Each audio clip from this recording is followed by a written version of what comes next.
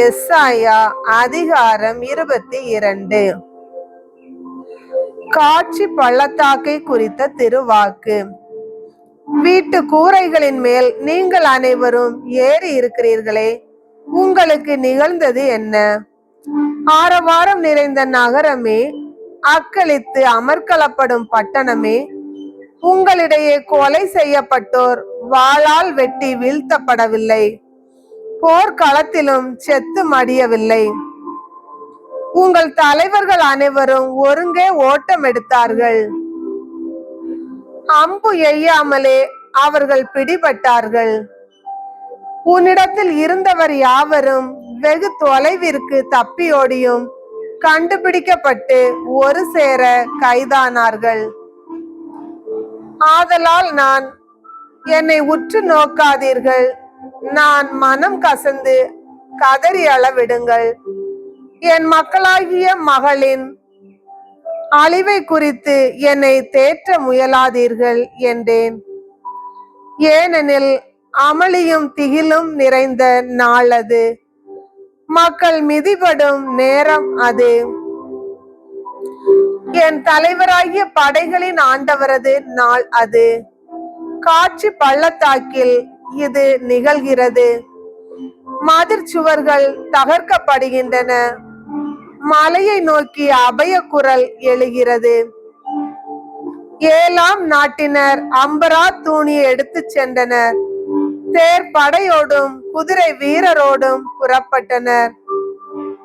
கீரை சார்ந்தோர் கேடயத்தின் உரையை அகற்றினர். மிக சிறந்த உன் பள்ளத்தாக்குகள் தேர் படைகளால் நிறைந்தன, குதிரை வீரர்கள் உன் வாயில்களில் அணிவகுத்து நின்றனர். யூதாவின் அரண் தகர்க்கப்பட்டது. அந்நாளில் போர்க்கருவிகள் இருந்த வன மாளிகையை நாடினீர்கள். தாவீது நகரின் அரணில் பிளவுகள் பல இருப்பதை நீங்கள் கண்டீர்கள். கீழ்குளத்து தண்ணீரை சேர்த்து வைத்தீர்கள். எருசலேமின் வீடுகளை எண்ணி முடித்தீர்கள். அரணுக்கு வலுவூட்ட வீடுகளை இடித்தீர்கள்.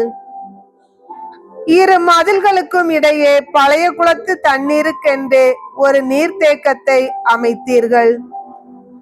ஆனால் அதை உருவாக்கியவரை நீங்கள் நாடவில்லை, தொலையில் இருந்து அதை ஏற்படுத்தியவரை நீங்கள் கண்ணோக்கவும் இல்லை.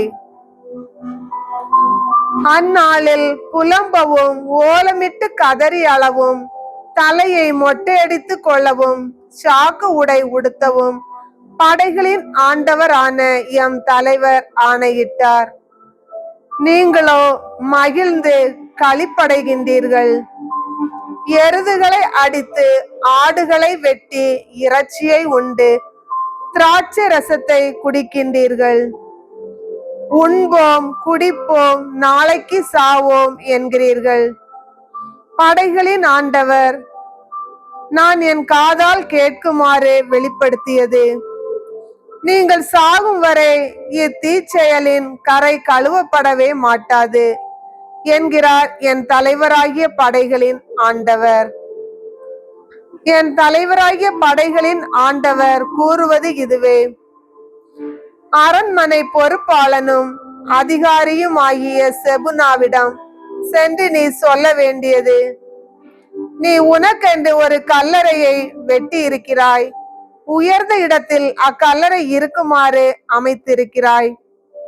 பாறையில் உனக்கு ஒரு தங்குமிடத்தை குடைந்துள்ளாயே, இங்கு உனக்கு யார் இருக்கிறார்கள்? இங்கே உனக்கு என்ன வேலை? ஓ மனிதா, ஆண்டவர் உன்னை தள்ளிவிட்டு தூக்கி எறிவார்.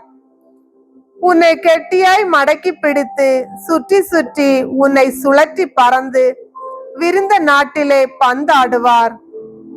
அங்கே நீ செத்து மடிவாய். உன் தலைவனின் குடும்பத்திற்கு இழுக்கானவனே, உன் மேன்மை மிகு தேர் படைக்கும் அதே நிலைதான்.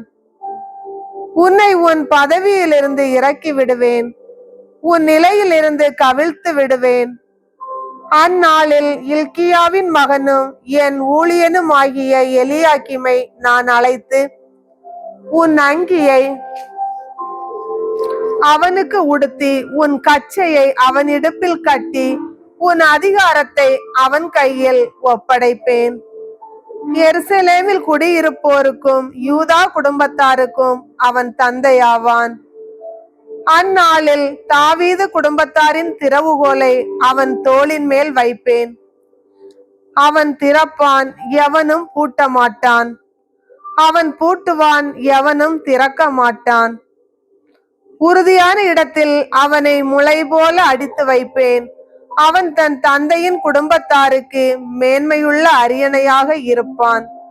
ஆனால் அவன் தந்தை குடும்பத்தினர் ஆகிய பிள்ளைகளும் பேர பிள்ளைகளும் சிறு கலயங்கள் கிண்ணங்கள் முதல் கலயங்கள் குடங்கள் வரையுள்ள அனைத்து கலங்களைப் போல் அவன் மேல் சுமையாக மாட்டி தொங்கினர்.